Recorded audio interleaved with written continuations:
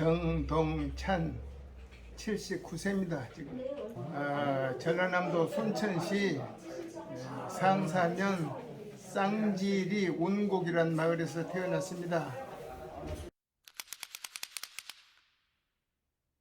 64년도에 군대 입대해가지고 66년도에 병마부대 병기중대 자동차 검사 업무로 월남을 참석하게 됐습니다. 처음에 내려서 어느 장굴에 오후 5시경에 도착했는데 이기고 돌아오라 했으니 이제부터 우리가 밤이 어두워지기 전에 자기가 살 곳을 찾아야 된다.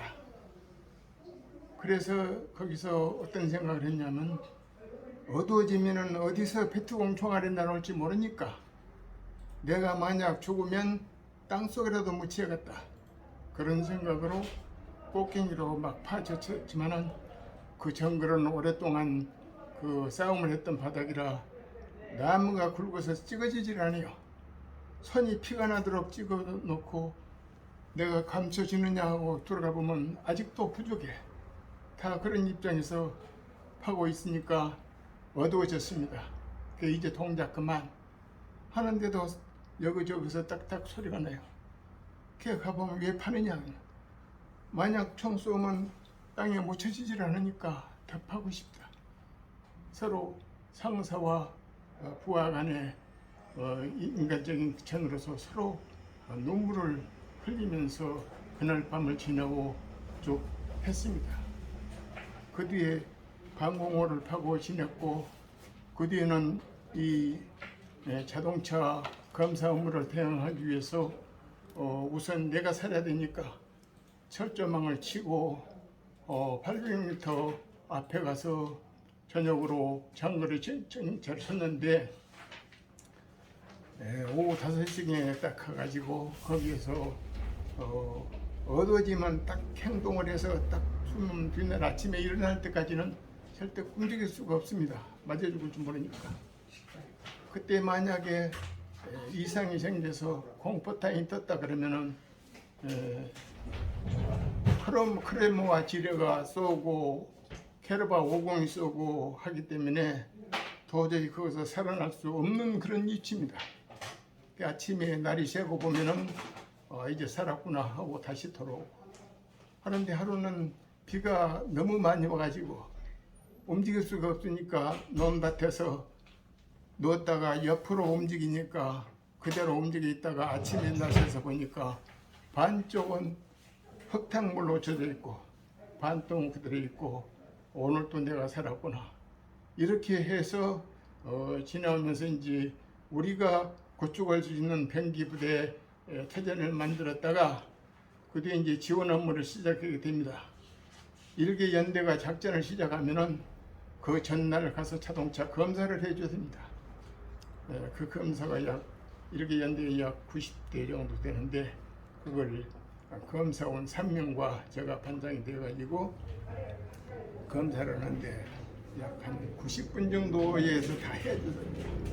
그런 업무를 하나 했는데 여기서 하나의 가슴 아픈 일은 하루 검사를 하는데 순서를 바꿔서 다른 사람을 하나 해주면 어떠냐 해서 뭐냐 하니까 내복조 밥을 갖다 줘야 되는데 순서를 기다리다 보면 그 사람들이 배가 고프니까 좀 순서를 바꿔서 해달라.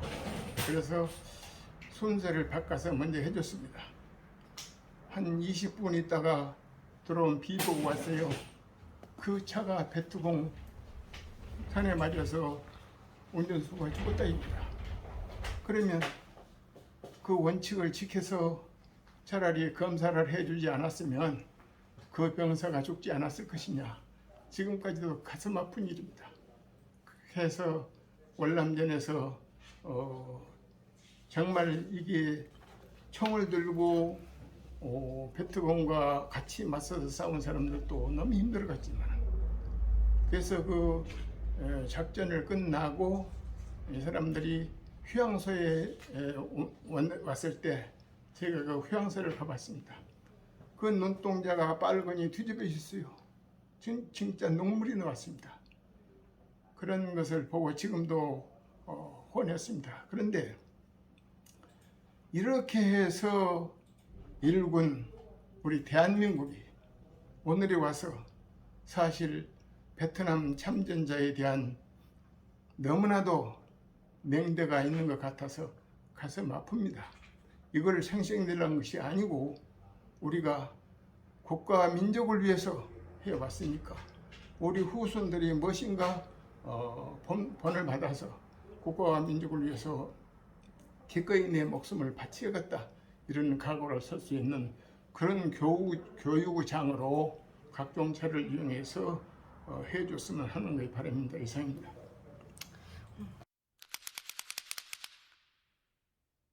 귀국하고 나와서는 이제 또 사단 27사단 경기중대에 가서도 자동차 검사 업무를 했습니다. 원래 특기가 있기 때문에 원래 그 군대에도 자동차 장비 그 업을 공부를 해가지고 자동차에 대해서는 이렇게 있죠. 예. 아, 그러면은 귀국 후에도 자동차 검사를 계속 하신 거예요? 그래 이제 한국에 들어와서도 자동차 검사를 하고 있다가 그게 이제 68년 1월 13일 날 이제 부산 도착했는데 그 뒤에 10월 말일자로 해서 퇴직을 했습니다. 여러 가지로 베트남 갔다 와서 그 뒤로 여러 후유증도 있고 건강도 안 좋고 해서 더 군 생활을 지속할 수가 없고 사실은 그 생활이 어렵고 했기 때문에 군대에서 생활을 했습니다만은 더 거기 있어서는 안 되겠고 해서 10월 말일자로 해서 퇴직을 하고 나왔습니다. 거기는 이제 제가 그 뒤에 공무원이 돼가지고 중마 결혼해서 같이 살고 있습니다. 아들 둘, 딸 하나, 그래 3남매를 두고 있습니다. 아들 이제 큰 아들은 사법고시 합격을 했었고 딸은 약대를 나와서 약사 자격을 갖고 있고 막내 아들은 그 정부부처에 지금 사무관으로 근무하고 있는데 지금 보니까 서기관 그 대우 수당을 받고 있는 것 같아요. 곧 서기관 될 것 같습니다. 결혼해서 자녀들이 있고 왔습니다. 예, 손지들도 다 하나에 2명씩 있어요. 예, 그렇게 있습니다. 제가 원래 순천에서 사는데 이 명절 때가 되면은 교통체증 때문에 힘들어요. 그래서 나이도 먹고 해서 자녀들이 앞으로 그 부모를 위한 그 부담을 덜어주기 위해서 정들고 내가 터전을 다 닦아놨던 순천을 떠나서 지금 2년 전에 청주로 이사를 왔습니다. 그러다 보니까 사실상 그 향수에 젖어 너무 외로움도 있지만 그래도 지금 와서 다시 새로운 터전을 놓고 애들과 손주들과 자주 만나니까 그것이 더 또 한편 괜찮겠다 싶고 나이가 더 먹고 내가 더 활동력이 떨어지기 전에 그래도 내 가족들이 같이 모여서 사는 것이 그 삶이다 하고 왔습니다.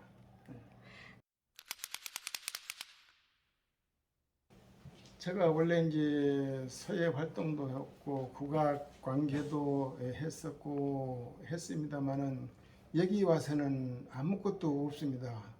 딱 떨어져 오다 보니까 순천에 있을 때는 그 검찰청 범죄예방위원회 이런 데서도 그 봉사 활동도 했었고 보호 관찰소 비행자들 그 예방하는 그런 교육도 받아서 자격도 갖고 활동을 했었고 또 여러 가지로 이제 국악 쪽에서도 노력을 했었고 많이 했고 했는데 지금 와서는 이제 어떤 것을 찾아보려 해도 지역적으로 문화와 여러 가지 생각하는 사고 방식들이 다를 것 같아서 조심 있게 접근을 하고 있는 중입니다. 네, 그래요. 아버지가 오늘 여기 베트남 참전자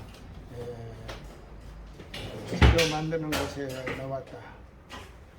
평소에 너희들한테 교육했던 대로 사람은 언제나 내가 건강하고 예의 바르고 즐겁게 사는 것이 인생 삶이라는 것을 꼭 잊지 말고 항상 그렇게 해서 사회의 모범이 되고 인간다운 삶을 살기를 바란다. 화이팅!